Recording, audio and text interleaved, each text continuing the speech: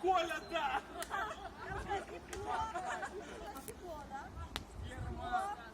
Ферма белье. Ферма. Шар, это термин, да? Термодача.